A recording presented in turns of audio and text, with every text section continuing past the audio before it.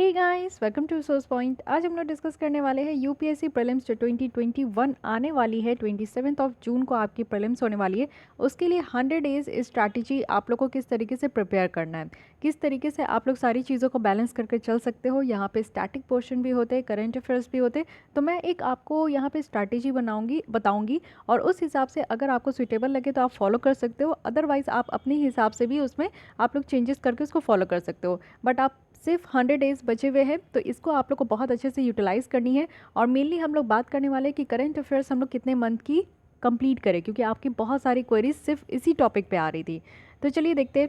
सबसे पहली बात है कि लास्ट ईयर जो प्रीलिम्स हुआ था 2020 का, वो 4 अक्टूबर को हुआ था, क्योंकि कोरोना के कारण ये एग्ज़ाम पोस्टपोन्ड होते जा रहे थे।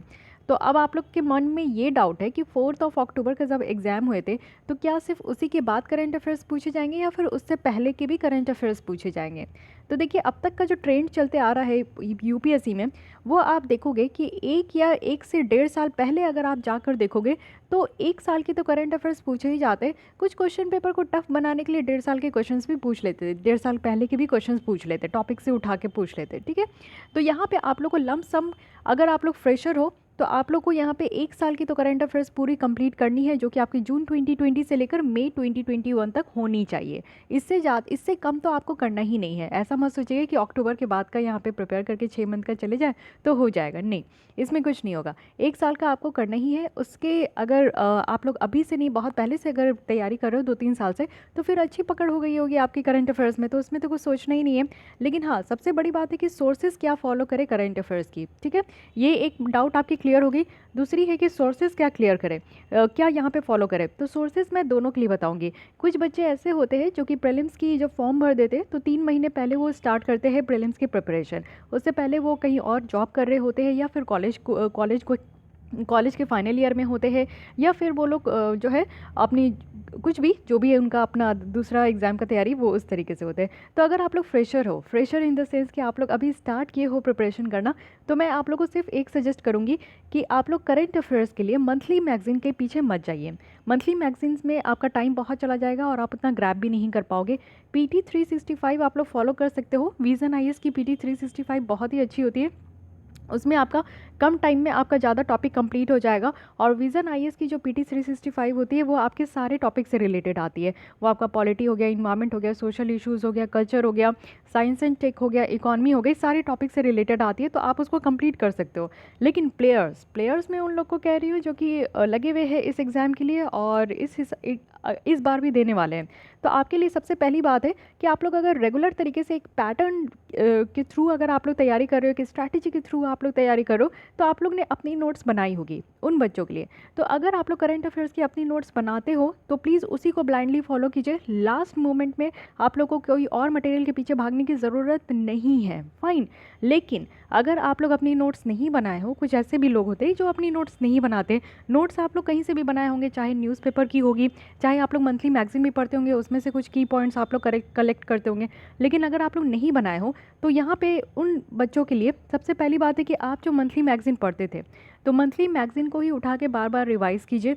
अब वो मंथली मैगज़ीन आपका कोई भी हो सकता है, जैसे कि आप विज़न आइज की पढ़ लो, इनसाइट की पढ़ लो, GS स्कोर की पढ़ लो। ठीक है, बहुत सारे इंस्टीट्यूशन की निकलती है, तो आपको जो अच्छा लगे आप उसको ऑप्ट करके स्टार्ट करो पढ़ना। लेकिन स्टिक टू वन रिसोर्सेज। ऐसा नहीं है करंट अफेयर्स के लिए 2-3 मैगजीन लेकर बैठ गए और वो आपका टाइम पे कंप्लीट भी नहीं हुआ। तो एक ही मैगजीन्स को पकड़िए, उसमें सारे इन्फॉर्मेशंस रहते ही है। लेकिन अगर आपको लगता है कि कुछ इन्फॉर्मेशन नहीं रहते हैं तो उस टॉपिक को आप गूगल में सर्च कर लो। ठीक है, तो ये 2 काम आपको करना है। ये रही आपकी पूरी सोर्सेस जो कि करंट अफेयर्स के लिए है। ज़्यादा पीछे मत भागिए यूट्यूब की वीडियोस या फिर कहीं और से, प्रतियोगिता दर्पण, ये सारी चीज़ें। जितना कम रिसोर्सेज आप यूज़ करोगे उतना मैक्सिमम आपकी मार्क्स आने वाली है। तो एक ही रिसोर्स को रखिए और उसको बार बार रिपीटेड रिवीजन दीजिए। अब देखते हैं कि 100 डेज़ को हम लोग कैसे डिवाइड करते हैं, जल्दी जल्दी समझ लेते हैं। पहले स्टैटिक पोर्शन को समझिए। स्टैटिक पोर्शन बिल्कुल भी स्किप नहीं करनी है। जैसे आपके पॉलिटी, हिस्ट्री, ज्योग्राफी और इकोनॉमिक्स, ये 4 सब्जेक्ट मुझे ऐसा लगता है कि ये कंप्लीट आपका स्टैटिक है, इसमें स्टैटिक पोर्शन है।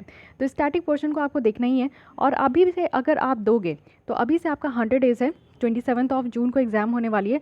तो 100 डेज़ में अगर पॉलिटी आपको पढ़ना है तो 10 डेज़ में आप पढ़ के इसको ख़त्म करो, या फिर फर्स्ट रिवीजन भी दे दो, क्योंकि अगर आप लोग अभी तक पढ़े हो तो इसको एक बार रिवाइज़ करो 10 दिन पूरे पॉलिटी पढ़ के।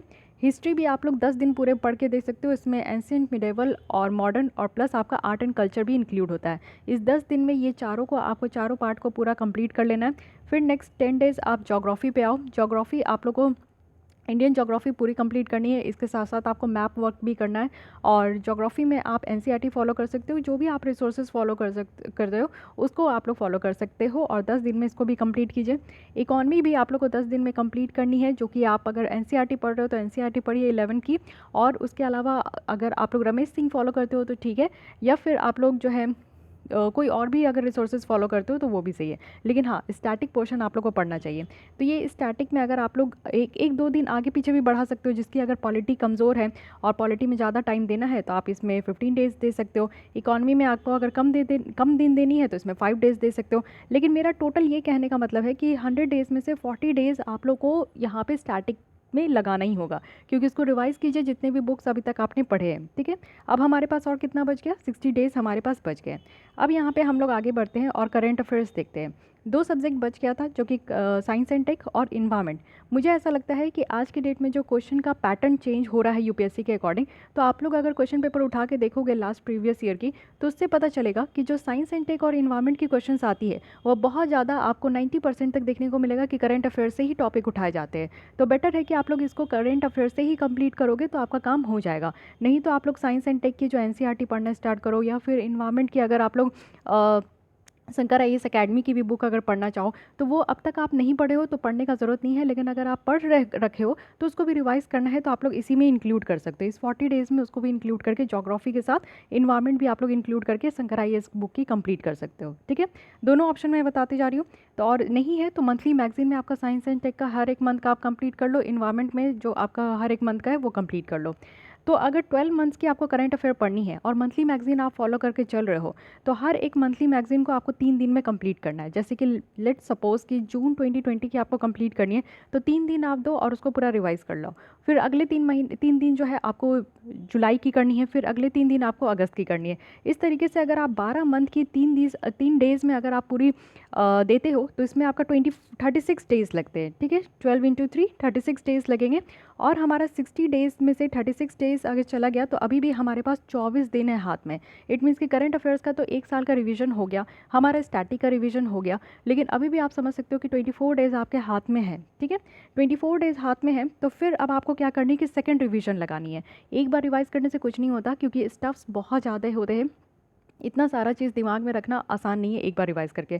सेकंड रिवीजन के लिए भी आप लोग को टाइम देना है। ये सेकंड रिवीजन आपको 10 डेज़ का रखना है। 10 डेज़ में आप लोग कुछ भी रिवाइज़ करो, जैसे स्टैटिक किए हो तो उसको सेकंड रिवीजन करो, मंथली मैगजीन आपने पढ़ रखा है उसको सेकंड दोबारा आप लोग रिवाइज़ करो।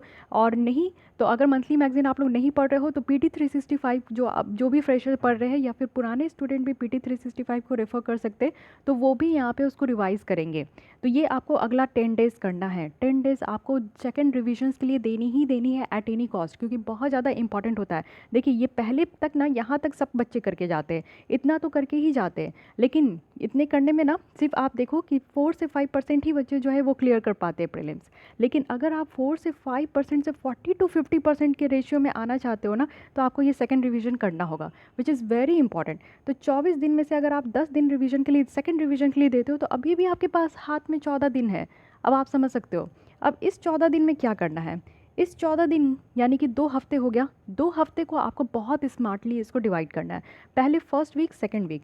फर्स्ट वीक जो 7 डेज़ का होगा उसमें आप लोग को सिर्फ टेस्ट देने हैं, सिर्फ और सिर्फ टेस्ट। आप 2-2 घंटे का पेपर लगाइए, ऑफलाइन लगाइए, ऑनलाइन लगाइए, इसके बारे में भी हम लोग बाद में बात करेंगे। लेकिन जैसे भी आपको कंफर्ट जोन में हो आप उस 2 घंटे का पेपर लगाइए। देखिए 24 घंटे में से एक दिन में अगर आप 12 घंटे भी पढ़ते हो, क्योंकि यूपीएससी प्रीलिम्स के पहले आपको पढ़ना पड़ेगा, 12 घंटे भी अगर आप पढ़ रहे हो, 10 घंटे भी पढ़ रहे हो, तो इस बीच आपका 3 या 4 टेस्ट तो आपको सॉल्व करना ही होगा। जल्दी जल्दी सॉल्व कीजिए, उसके सॉल्यूशन भी जल्दी जल्दी पढ़िए। और ये आप लोग 7 डेज़ में जितनी मैक्सिमम टेस्ट सीरीज़ आप टेस्ट सीरीज़ आप जितनी ज़्यादा अगर आप लोग इसको सॉल्व कर सकते हो उतना ज़्यादा आपके लिए बेनिफिट होगा। तो 7 दिन में ज़रूर सॉल्व कीजिए। अब ऐसा मैं नहीं कह रही हूँ कि लास्ट के 7 डेज़ आपको टेस्ट सीरीज़ सॉल्व करनी है। टेस्ट सीरीज़ आपको अभी से लगाना स्टार्ट कर देना है। आप लोग हर एक संडे या फिर हर एक वेडनेसडे या फिर एवरी डे आप 2-3 घंटे सिर्फ टेस्ट के लिए रखो, कि 2 घंटे में आप टेस्ट दो, 1 घंटे में उसकी रिवाइज़ करके मतलब कि जो भी आपका पीडीएफ सॉल्यूशन जो पीडीएफ होते हैं उसको पढ़ के आप साइड कर दो। तो डेली बेसिस में भी आप कर सकते हो अगर आपको लगता है prelims is hurdle for you, तो इसलिए आपको बोल रही हूँ मैं। लेकिन हाँ, जो लास्ट 7 डेज़ है उसमें आपको सिर्फ और सिर्फ टेस्ट सीरीज़ देनी है, सिर्फ टेस्ट। इट मीन्स कि आप लोग अपने आप को प्रैक्टिस जोन में ले आइए कि हाँ 2 घंटे के पेपर को आपको कैसे कंप्लीट करने हैं, 100 क्वेश्चंस कैसे कंप्लीट करने हैं। तो उससे क्या होगा ना कि आपका बहुत अच्छा प्रैक्टिस हो जाएगा। जो आप सेकंड रिवीजन तक रुके थे उसमें आपको समझ में आ जाएगा कि आपकी रिवीजन कितनी अच्छी है और कौन सी पोर्शन आपकी स्ट्रांग है, कौन सी पोर्शन आपकी वीक है, कौन से सब्जेक्ट आपकी हाथ में है और कौन से सब्जेक्ट से आपका क्वेश्चन नहीं सॉल्व हो पा रहा है। अब जो लास्ट 7 डेज़ है, लास्ट 7 डेज़ में ये थर्ड और फाइनल रिवीजन होता है। इट मीन्स कि अब तक आपने जो भी पढ़ा, यानी कि आपने स्टैटिक पढ़ा, आपने पीटी 365 पढ़ा, आपने मंथली करंट अफेयर्स पढ़ा या फिर आपने अपना नोट्स को पढ़ा है, तो उसको भी रिवाइज़ करना है। और साथ ही साथ जो आप टेस्ट दे रहे हो, टेस्ट देने में जो भी आपने पीडीएफ सॉल्यूशन पीडीएफ जो पढ़ा था उसमें जो आपको कुछ नया दिख रहा है तो उसको भी आप अंडरलाइन किए होंगे या हाईलाइट किए होंगे, तो उसको भी आपको रिवाइज़ करके जाना है, ठीक है। और ये 7 डेज़ का ही नहीं, अब तक जितने भी आप टेस्ट सीरीज सॉल्व किए हो उसमें से जो भी आपको यूनिक चीज़ें या फिर नई चीज़ें आप सीखे हो तो उसको भी आपको रिवाइज़ कर लेना है इस लास्ट 7 डेज़ में। लास्ट 7 डेज़ में कोई भी टेस्ट देने की ज़रूरत नहीं है, क्योंकि इससे क्या होता है कि मोरल डाउन हो जाता है। ऐसे होते हैं कि जब आप घर पे बैठ के टेस्ट देते हो या फिर जो ये टेस्ट सीरीज़ होते हैं इनमें आपका बहुत ज़्यादा फ्लक्चुएशन होगा। कुछ टेस्ट में आपके 70-80 मार्क्स आएंगे, कुछ टेस्ट में आपके 120-150 मार्क्स भी आ जाएंगे।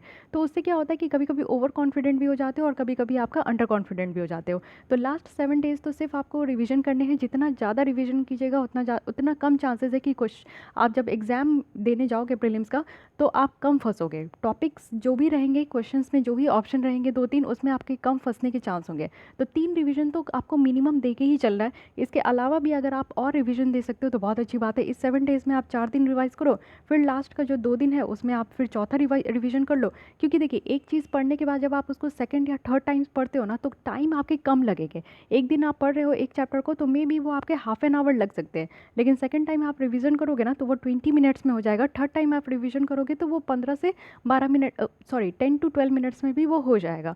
तो रिवीजन में टाइम कम लगते जाते हैं जितना आप मल्टीपल रिवीजन करते जाते हो। ओके, तो इस तरीके से आप पूरी 100 डेज़ की स्ट्रैटेजी को प्लान कर सकते हो। अभी भी टाइम है, अभी भी आपके पास मौका है। आप प्लीज़ अच्छे से सीरियस होकर एग्ज़ाम के लिए प्रिपरेशन कीजिए। और बिना स्ट्रैटेजी, बिना प्लान के कभी भी कोई सक्सेस नहीं होता है। तो अगर आपको प्रीलिम्स क्लियर करनी है तो इस तरीके की आपको स्ट्रैटेजी बनानी होगी एट एनी कॉस्ट। ओके, इसके साथ ही छोटी सी नोटिस है आप लोग के लिए कि अगर आप लोग इसी के साथ विज़नाइज टेस्ट सीरीज़ ज्वाइन करना चाहते हैं तो आप हमारे साथ ज्वाइन कर सकते हो।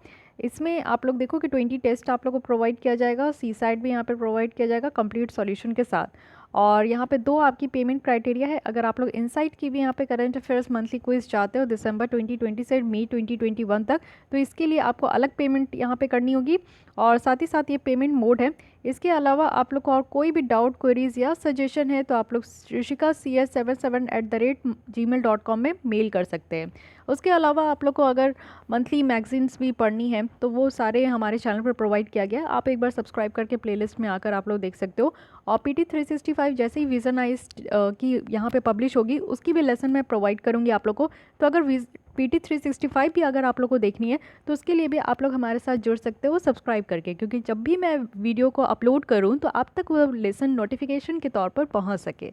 तो आज के लिए इतना ही। अगर आप लोग को इससे रिलेटेड 100 डेज़ को और कैसे यूटिलाइज़ करें, और देखिए एक चीज़ बहुत नेचुरल है कि इस समय जो है बहुत ज़्यादा नर्वसनेस होती है, एंग्जाइटी होती है। आप लोग की तबीयत भी अप्स एंड डाउन्स हो सकती है क्योंकि वेदर चेंज हो चुका है, अब समर सीज़न आ चुके हैं। तो इसके लिए अब आप लोग को थोड़ा अपने हेल्थ पे भी ध्यान देना होगा। वाटर इनटेक लेते रहिए सही से, खाना पीना अपना सही रखिए, डाइट, और स्लीपिंग पैटर्न को प्लीज़ चेंज मत कीजिएगा। अच्छे से सोइए, पूरा नींद ज़रूरी है। अगर आप लोग 10-12 घंटे पढ़ रहे हो तो 12 घंटे सोइए भी, कोई इशू नहीं है। 10 घंटे पढ़िए और 10 घंटे सो जाइए, बहुत ज़रूरी है। जितना जितना ज़्यादा आप अपने माइंड को रिलैक्स दोगे उतना ज़्यादा चीज़ें आपको ध्यान में रहेगी, याद कर पाओगे। नहीं तो सिर्फ पढ़ते रहोगे और नींद कॉम्प्रोमाइज़ करोगे तो फिर एग्ज़ाम भी कॉम्प्रोमाइज़ हो जाएगा। तो प्रीलिम्स बहुत ही ज़्यादा कॉम्पिटिटिव फेज़ होता है, तो इसको क्लियर करने के लिए आप लोग को उसी तरीके से ज़ोर लगाना होगा। बट कोई नहीं, जो हारते नहीं है जीत उन्हीं की होती है। लगे रहिए प्लीज़, सबको एक ही जैसा फील होता है, सबको यहाँ पे परेशान होते हैं, सबको लगता है कि नहीं हो पाएगा नहीं हो पाएगा, बट यू नेवर नो कि एग्ज़ाम के दिन क्या होगा। तो इसलिए अच्छे से प्रैक्टिस कीजिए, बस अपना बेस्ट देने का कोशिश कीजिए। और टेस्ट सीरीज़ में अगर मार्क्स कम भी आते हैं तो आप लोग को परेशान होने की ज़रूरत नहीं है, आप लोग उससे सीखिए, क्योंकि अभी आपको अपॉर्चुनिटी है, आपके पास टाइम है कि आप इस 3 महीने में सीख सकते हो। तो ये 3 महीने को अच्छे से यूटिलाइज़ कीजिए, सीखिए, और लास्टली जो प्रीलिम्स आप लोग का होगा 27 जून को, वहाँ अच्छे से जाकर एग्ज़ाम दीजिएगा। कुछ और डाउट क्वेरीज़ है तो आप लोग कमेंट कर सकते हो, मैं उसके लिए भी आप लोग को डाउट डिस्ट्रॉयर जो सीरीज़ होती है वो मैं ज़रूर लेकर आ सकती हूँ। तो आज के लिए इतनी, मिलते हैं नेक्स्ट लेसन में। Thank you.